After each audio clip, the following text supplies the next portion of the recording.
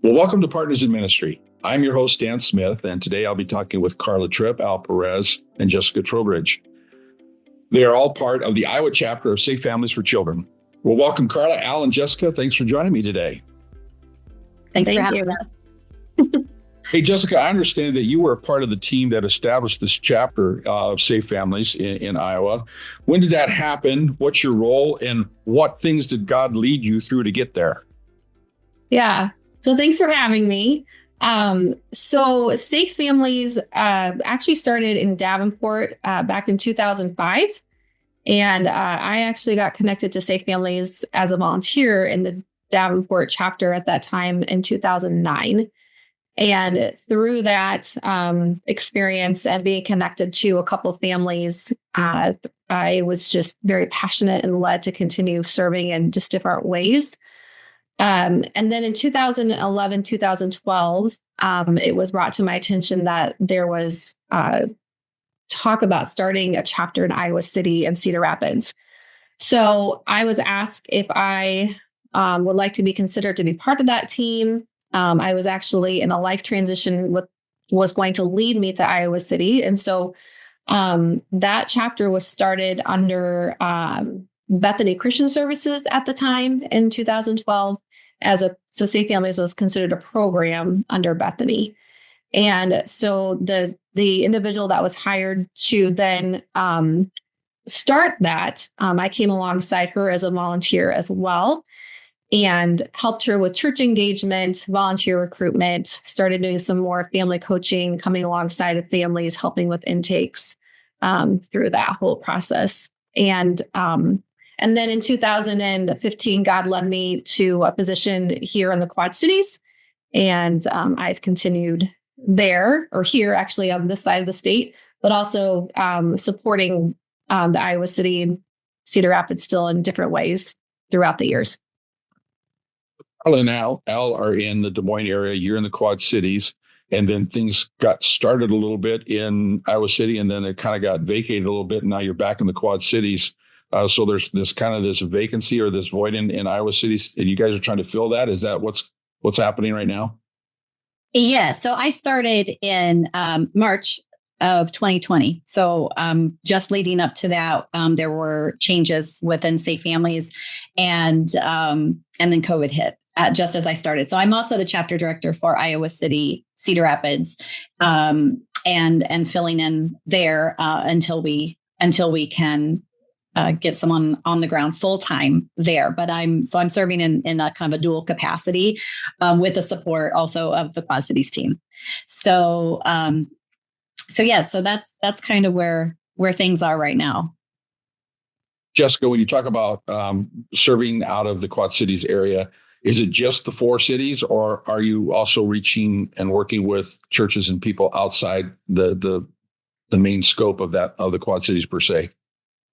So it's not just the main quad. So we do have, of course, the Iowa to Illinois on that, but we actually are reaching as far south as Burlington. I have a team member, a staff member down in Muscatine, and she has heavily in the last couple of months been connected with the Muscatine, Burlington, so southeastern Iowa area. We've had a lot of growth down there. We reach up into Clayton County and Jackson County. We have a couple of volunteers in Jackson County. And then expanding across the river, just on the Illinois side, we have a couple counties along the river that we serve there too. And so the Iowa City chapter, they did have a director there prior to Carla as well for about 5 years. And there was a lot of growth during that time frame too. And so it was really cool to see what God was doing in those years under those leaderships. Sure. Yeah. As you look back on your journey of ministry, starting as a volunteer and then working through to where you're working out of the Quad Cities, what are some of the key experiences that God has used to help prepare you for that role? Yeah, that question, I was thinking about that a lot this morning. Just thinking through different experiences that I've had and families that I've served. I had some really strong mentors in my early years as a volunteer, and that helped lead and pave the way for me to continue to have this passion that God has instilled in my heart to serve. One experience was a grandmother raising her children in a cockroach infested apartment. And we just went in there and we just served her. And it was just really beautiful to see volunteers coming in and just to bless her. And these roaches were everywhere, but it was just a beautiful thing that's how we served her. And being modeled that and what that looks like from my mentor just gave me that continued passion and desire to take that forward and to model getting into hard places where it may not be easy and it can come with a lot of challenges, but it's getting onto the level of these families and just meeting them where they're at, and then just having that loving compassion and just showing God to them in those situations. Sure. I find it so fascinating to hear the stories about how God has put these pieces together that seem to be not related over a period of years. And then all of a sudden something happens, like I see families, and all the pieces come together and go, oh, that's cool. I never would have guessed that. Good job, God. Go. Yeah. And I think the reason is that if way back then when you were serving grandma, if a prophet would have come and said, Jessica, you will be directing the Quad Cities chapter for Safe Families of Children in 2024, you'd say, give me my quickest ticket to Joppa because I'm out of here. It would scare the heck out of us. But that's just kind of the way it is, which is so cool. Which brings us back then to Iowa City and Cedar Rapids. Carla, what kind of things are you working on to continue to serve, and what's the need both for the community as well as for Safe Families to serve the needs that are there? Where are we on that? Yeah, so we continue to serve quite a lot in those areas. So we're blessed with some amazing volunteers, and like I always say, we're volunteer driven and led. So we have so many amazing volunteers and great partnerships with organizations as well that serve in filling those gaps. As we always share, that we can't do it all as one organization, but with the collaborative efforts of so many other organizations, whether that's a substance abuse treatment center or a shelter, hospitals, teachers, we all work together to make sure that the needs are being met. We have coaches on the ground there in Iowa City and Cedar Rapids, Al and I both get over there as frequently as we can to do continued work and expansion. So our goal really at this point with the growth that we're seeing in that area is just to get more people involved. The needs are there. That's evident. We see that on a daily basis, but it takes people. And so our goal is we're really focusing on expansion through our church partnerships and also local businesses and just getting and the awareness really that we're still here. And most organizations over there that have been referrals and partners, back in 2012 are still partnered with us. We still have relationship and connections, and that's just continuing to grow. As I mentioned, I stepped in as the chapter director in March of 2020, just about 2 weeks before kind of the world shifted, right? So at that point, that's where we've seen the biggest changes is the church dynamics, churches restructuring over the last few years and finding our place within the churches that are aligning with our vision. Those churches that want to be involved, we encourage them to reconnect and let's get re-involved. Let's talk about what that looks like, serving the community through the church and being the bridge. And that's our goal right now is expansion on volunteers and any of our volunteer roles, as well as then digging deeper so that we can dive into the community and really help and meet all these families where they're at with those needs. Yeah. Al, I was pastoring a small church in the small community here in Iowa for a little over 8 years. And I remember sitting behind my desk for the first time, my first day as the solo pastor of that church, and just praying for God to help our church be able to reach out to people in crisis. And sure enough, he answered that prayer by bringing somebody that was in crisis within the next 15 minutes.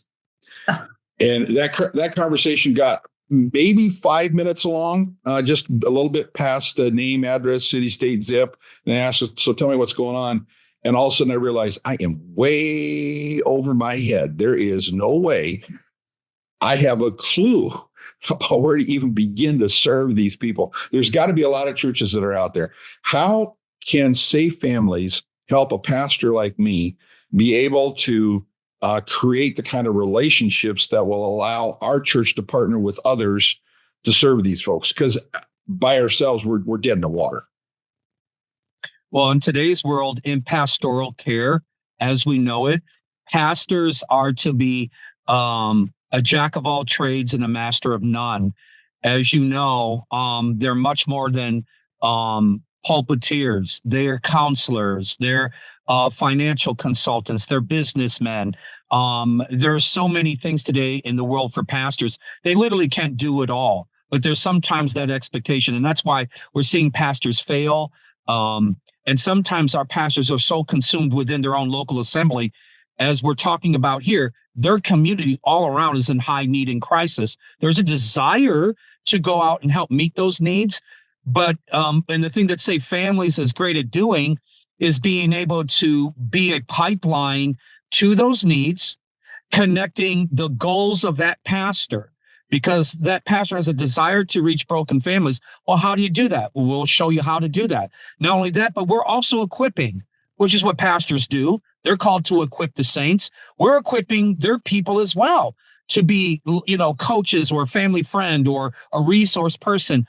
What I'm watching, which is a great concern for me and a trend, is where we're becoming, very inward focused in a lot of ways, and not as much outward focus. And if we are doing outward focus, we're really not hitting our target.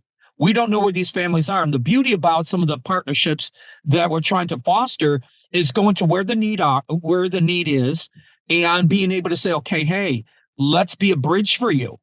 Like we're doing right now, working with our superintendent schools, working with our first responders, because these are the people in our community that have the first access to those families in crisis. And here we are. So we're a wonderful bridge to help fulfill a mission statement, a mandate, or some of the outreach goals and objectives of any local assembly. And that's the beauty of what we do. That's awesome. That's awesome. Jessica, I'm listening to this video and I'm thinking, maybe I should become a volunteer, because it really sounds like something that I'd be interested in doing. Why should I do that? What motivated you to be that volunteer? I love seeing the weight lifted off of these moms and dads. I love seeing the weight lifted off of their faces and the burden lifted off of them. And so where they come into a space of just feeling so hopeless, and when you meet with them face to face, you're doing that intake and they share their story and they just break down crying, and you hear all the obstacles and all the challenges that they have been through. And then if we can step into a place of giving them that hope and that opportunity, and I've even had many opportunities to pray for them. I will just be bold and ask them, can I pray for you? And they want that, they need that. And so when we can step into that and we just give them that glimmer of hope that you're no longer in that isolated space anymore, that's what gives me desire. And then when I have these volunteers that come up and wrap around, and that's what continues to propel me forward, is I see that hope that they now have that maybe they didn't have before. Sure. So it sounds to me like when you take a look overall with Safe Families and what you do, your volunteers are really creating the initial relationship that's necessary to stop the crisis, to get started with recovery, and eventually come into a point of growth, all because of the hope that a volunteer just simply praying for somebody can do. Mm-hmm. Mm-hmm. Yeah. And then it sounds like the connections that Al has and he's developing with Safe Families can then help those people find the actual resources they need. Well, somebody's got to be directing that. So Carla, if I'm hearing this and I'm going, you know what? Maybe I should check this out. Maybe this is my next calling. And by the way, I have somebody in mind I'm going to have connect with you. So anyway, what would you say to them? I would say reach out. You check out our websites, reach out for a phone call, a coffee meeting. Let's talk and see if the desire to fill one of the roles we have fit within your heart. And that's really what we're looking for, volunteers who feel called to do this work. And it's definitely relationship based. So if that's a calling and a gift, most of us have that within. It's a pretty easy fit. We have a lot of volunteer opportunities, and I feel like there's a spot for anyone. So reach out to us and we can talk you through it and see where we can align. That's awesome. Well, guys, thanks so much for your time. I really appreciate it. Thank you. Cool. If you've got any questions or if you'd like to learn more about Safe Families for Children, you can see their contact information in the episode show notes for this episode on our website, or you can find it right here in the YouTube description. If you'd like to support this ministry financially, you can also find links to do that, both in the show notes as well as the YouTube description. So on behalf of Safe Families for Children, Carla Tripp, Al Perez, and Jessica Trowbridge, and partners in ministry, I want to thank you for joining us. And until next time, let's get out there and serve as Christ serves.